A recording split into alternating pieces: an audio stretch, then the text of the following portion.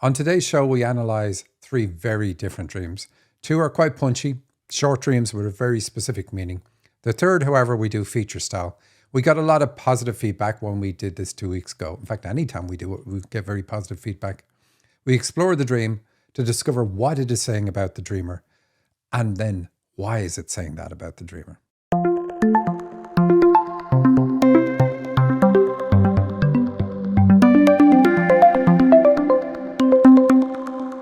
Welcome to the Dream Interpretation Podcast with Michael and Sandy. Hello and welcome, everybody. I am so excited that you're here. This is another half hour of us eavesdropping on the very personal communication between the spirit world and you while you are here on your earth journey.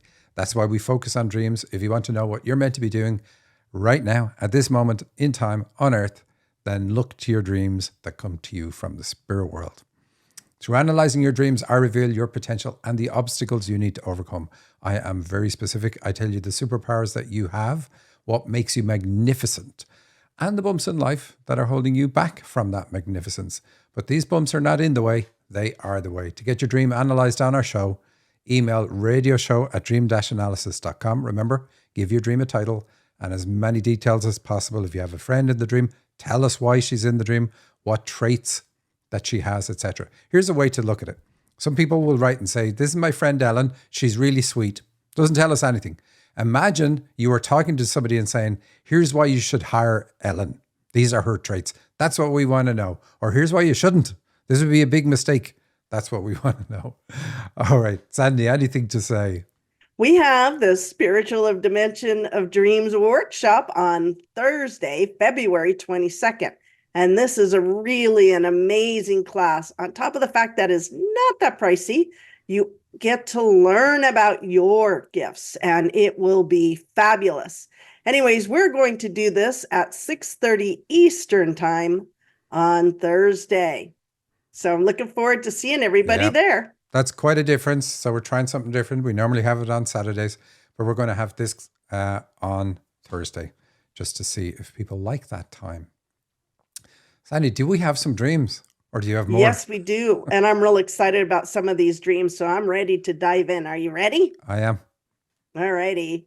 So the first one is called High School Graduation, and it's from Megan. I am looking at my classmates leaving the ceremony room. They are very happy. There is a camera recording this moment. They are walking out of the room in a queue and saying hello to the camera. I have also graduated, but I couldn't be part of the ceremony. Not because I wasn't allowed, just because it happened for me in another way. However, I am physically there between the parents watching them. I thought that the recording was so cool, but it was a shame that I wasn't going to be in it. Then I was walking on the street with some friends. We were talking about universities, and I said that I am late for submitting an application for a university, that I seriously needed to get on with it. But then I said, wait a moment, I'm confused. I already have a university degree. This is the ceremony for a master's degree graduation. What are we graduating for? Then they say, Megan, laughing at me. That's interesting. Getting confused in a dream. You laughed at her too. Sorry. So we know because of the queue, I'm just going to say it because people go, is this in it? The elimination system is definitely an issue for the dreamer, but it's not really the focus of the dream. What is the focus? Focus is she's at her own graduation ceremony, but she's not up in the spotlight. So she avoids the spotlight. And we know she does it because of her parental influence. I mean, the influence of her parents on her, that is. Why? Because she's where the parents are. So really, this is about, I am not celebrated because she should be up in the spotlight. Everybody should be cheering her on. So I'm not celebrated, and at least not the way others are. She also says she observes. So this is something she does in life. She holds back, looking at life, looking at people. And then... what I like, though, is the dream is for a master's ceremony. So she's further along than she thinks. So I mean, she's been working on herself for a while, and this dreamer has. And some of us, a lot of us hit this point of like, when am I ever going to be done with this? Like, this is just a struggle. Is it meant to be a struggle forever? And this dream says, look, you're further than you think. That's really, really good. So, Sandy, I get in trouble because people say I stop you asking questions. So, do you have questions? Yes, I do. Okay, so let's see. What is the camera recording? What's going on with the camera?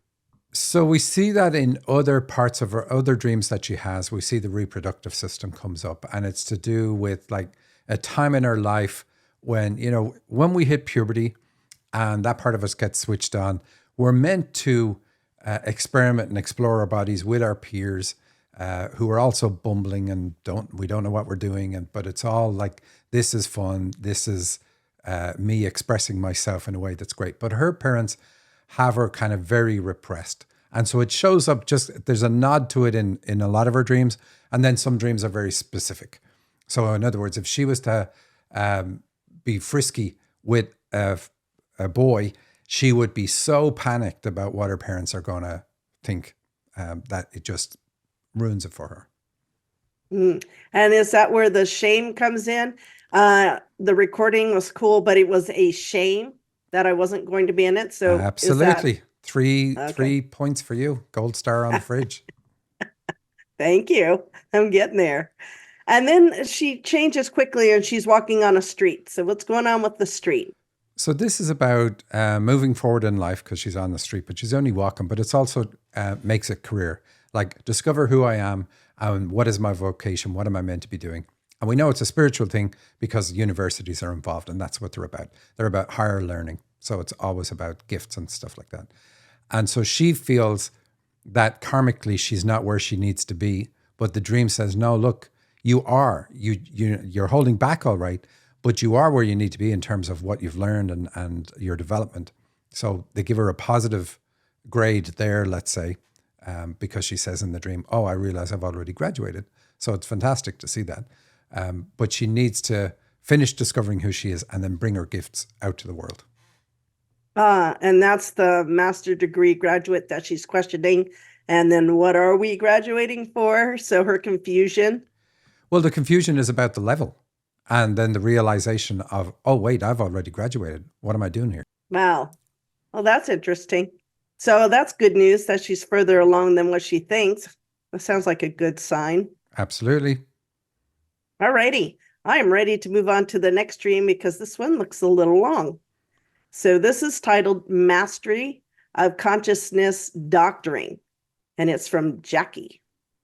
I found myself on the top level / attic floor of a taller building. I knew it was the attic because the roof was slanted on each side of the building. The floor had 2 larger rooms and a hallway where the stairs came up, and a smaller side room area that was open like a little reception / waiting / hangout room. I was in one of the larger rooms by myself, just focusing my consciousness and awareness on the level where I could perceive beyond the ordinary. I was doing this as a practice because I was working towards attaining this ability / goal to use in my assistance of others' health and life needs as well as my own.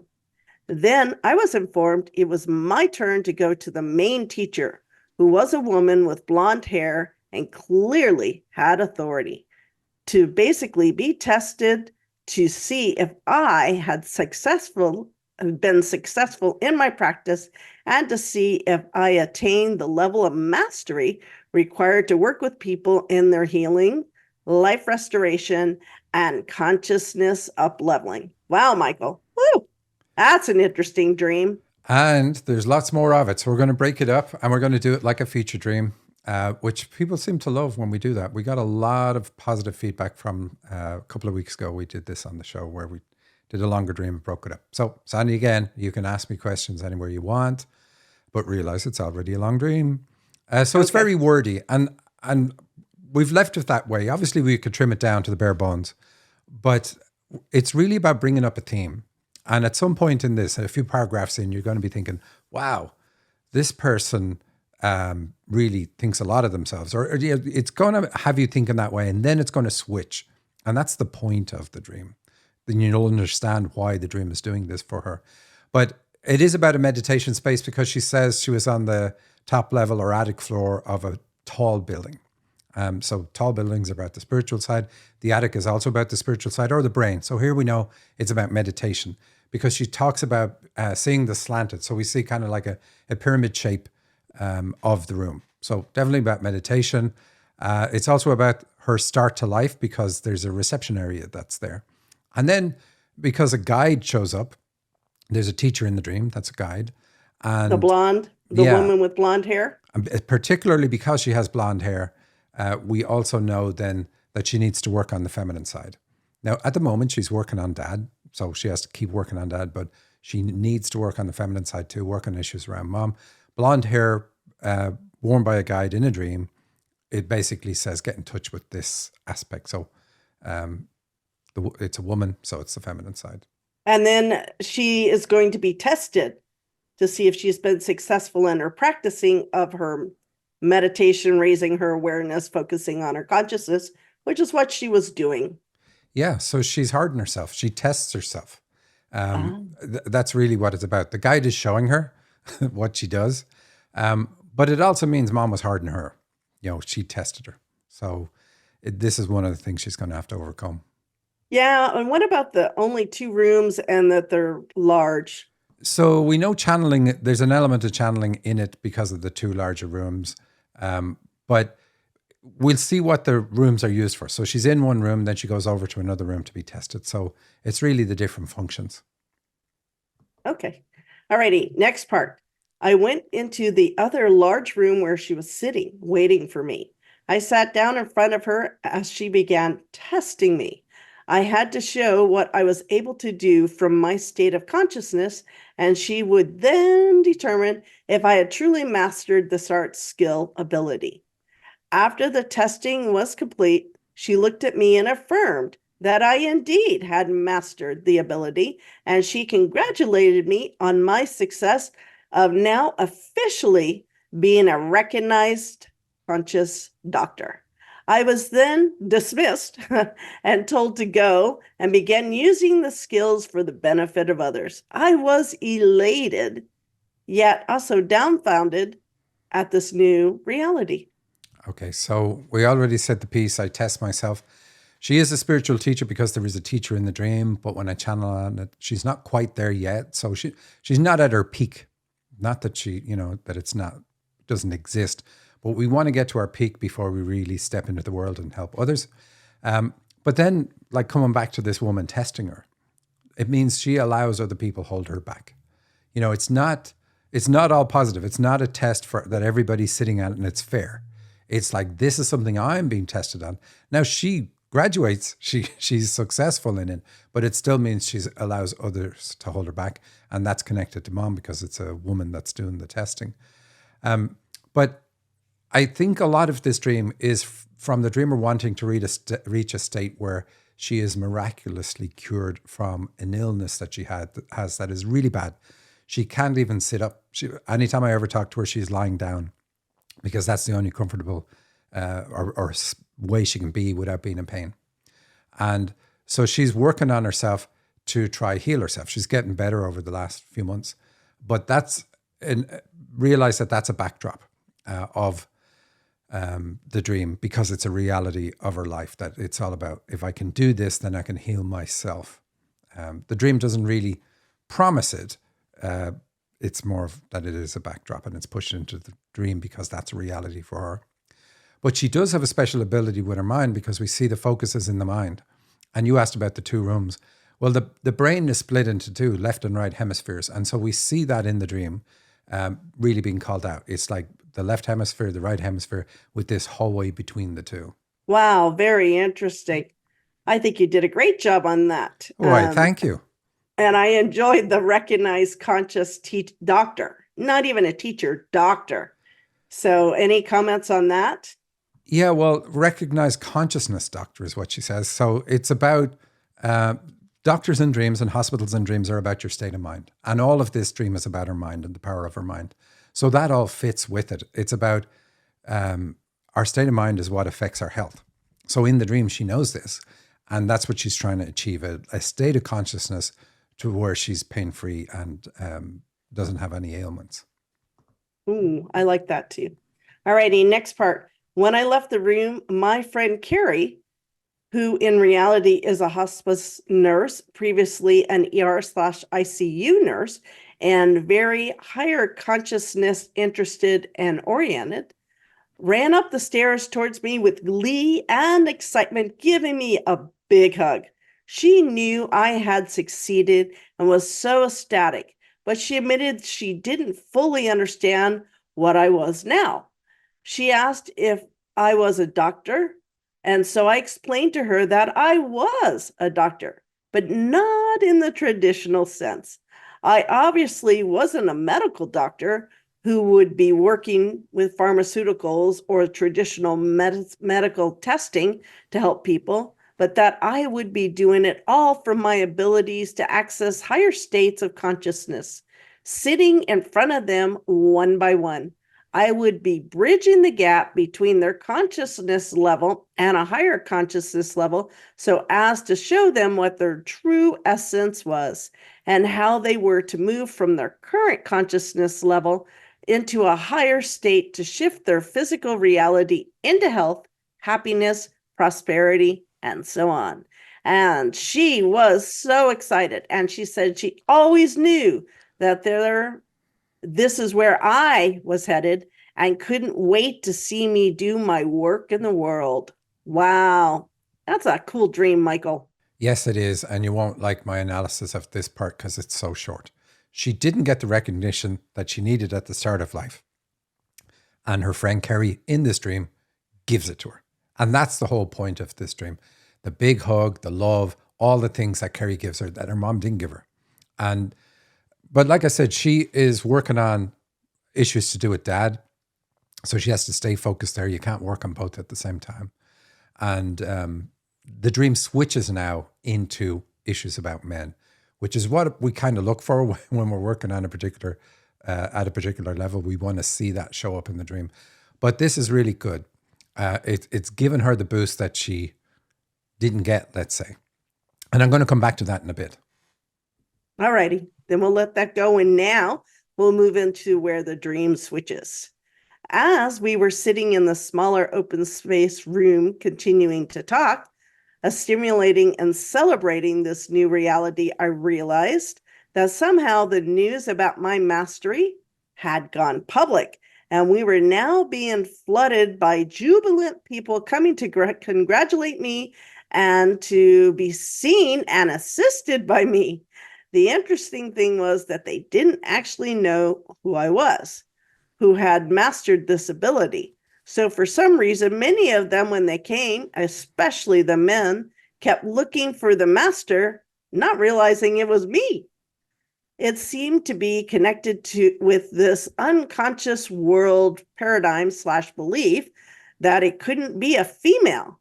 Thus, they were all subconsciously expecting the master to be a male. Once people realized it was me, a female, most of them had to adjust their perception of who could be a master to be able to accept the fact that it was me. Most of them were able to do this and would congratulate me excitedly, and a fairly large amount of men struggled to be okay with the fact that I, being a female on top of it, was the master that they had been told about. They went from a state of jubilation to disbelief, and some even to dismissal as if there was some mistake, and obviously I wasn't a master.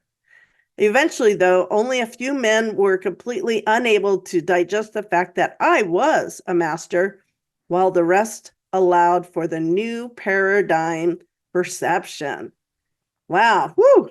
Interesting. All right. Again, the analysis is very straightforward. You look at the theme of what's happening in this paragraph. So often this is the way to look at a dream. What's happening? What's going on? And so here it is. Men are dismissing her. And like, you can't be a woman. Like, I'm like expecting some sort of expert. Can't possibly be you. This is all about dad. Dad dismissed her because of her gender. because that's what's happening in the dream. Or dad didn't celebrate her. Dad overlooked me. All the things that she says in this part of the dream, dad is guilty of. And they're all issues that she now has to work on. And it seems like when you look at it, like, oh, only a small number of men had this issue. Well, it still means I have the issue with dad, because even one man having the issue would still mean I have the issue with dad. So you have to think about it. At the start of our life, there's only one man as important, and that's dad. Doesn't matter how many other men are on the planet. Dad is it for us. And even our siblings don't really get a look in compared to dad at all. And so to have one man have an issue with you because of your gender, thinking you can't be special in any way, absolutely horrible, crushing, and all the things that go with that. And that's what she has to overcome. Wow, that's so sad. Alrighty, I'm going to dive into the next. I realize there's a lot more to this dream. The attention in and of itself was discombobulating. Love that word. And uncomfortable for me. I had to work hard to receive the praise and stay grounded and present in my body. To receive the jubilation and congratulations left me feeling a little helpless and how to respond. And I had to work through my discomfort of being showered with so much attention and also embracing the weight of their hopes. I soon realized that it was even harder and more uncomfortable to try to maneuver with the men/people who struggled with the fact that I was a master. I wasn't quite sure how to mitigate that situation, and smooth out the energy of their disapproval and outright denial of my mastery, because somehow not fitting the bill. But I soon realized it wasn't my job to comfort them in their perceptions, and that they would have to come to terms with reality in their own time. That's very interesting, Michael. And that's good advice right at the end. It's not up to me to change the men. That's their issue. In their own time, they can come to it. It doesn't matter. I am who I am. But look at the very start of this paragraph. She says the attention in and of itself was discombobulating and uncomfortable. She finds it difficult to accept the praise, doesn't know how to respond, feeling helplessness because of that attention. Now, if you get attention and support and all the things that you're meant to get in childhood, you know how to deal with that. The fact that she points out it's so uncomfortable means that she never got it. And therefore now today as an adult doesn't know how to respond to it because she never got it as a child. It's really, really horrible. So now she's saying, I don't like attention. That would be something she would say as an adult. But then look at the contradiction. The start of the dream is all about getting attention for, look at me, look who I am.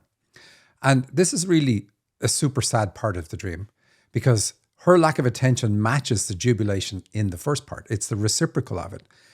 So you could read the first part of it and think, oh, this person is so in love with herself. She wants the world to see how important she is. But the reality is that as a child, she was made feel so unimportant that she wasn't worthy of any attention. And the first part of the dream is so strong in giving her that adulation in order to address the imbalance that she received as a child. Wow, that's really intense, and it's extremely sad. And I got one more part, so I want to make it through. I then went into the original room that I was in and began working one-on-one with people. This process was immensely powerful and otherworldly. Sitting across from them, I could actually expand into higher levels of consciousness and perceive all of these other levels of being and endless expansion. I could feel the expansiveness of things within me as well as around me. The whole process and experience is beyond my ability at this time to actually put into words. I would then flow into their consciousness, the person I was working with, and quickly see where the disturbances and problems were. From there, I would assist them along with their own consciousness in moving things and shifting things in a gentle, loving way that would immediately create instantaneous, not just instant, instantaneous healing in the physical body, as well as new awareness states. Perception changes and realizations for people which would change their life for the better in their divine timing. It was an extraordinary process, and it was extraordinary experience to participate in through my consciousness. Once our session was complete, the person always got up as if they were a new person with bright smiles, clear eyes, and faces with a completely new leash on life.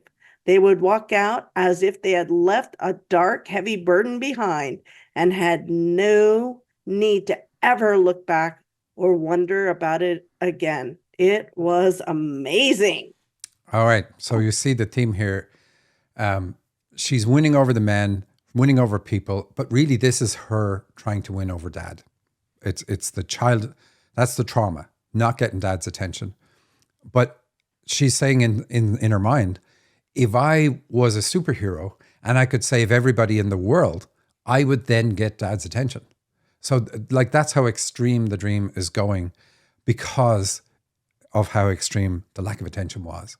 And she even says in the previous paragraph, I embrace the weight of their hopes. The weight of their hopes. So in other words, there's a price to be paid for attention. I can't just get it for being me. Whereas really as a child, you should just get it because you are so loved and you're worthy of it because of who you are. You are the child. You are my daughter. You are, it's crazy. So ultimately the dream is trying to say to her that you don't need to save the world to get attention. You deserve it and you're worthy as you are. And that's what she has to come to realize. And the way to realize that is work on the issues with dad. Wow, that was really intense. What an amazing dream, though. You would look at it and think, oh my God, she's doing so good. And then when you take it apart, it's like, wow. And it makes so much sense. Yeah, it's unfortunate. Like people live these lives. It's really unfortunate. But she's doing the work. She's working on herself, healing those issues. And it'll be very interesting to see what it does for her health too. Yeah, cool.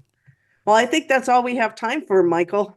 So that's it for this week. Thank you everybody for joining and we will see you next week. Take care. Have a good week. Bye.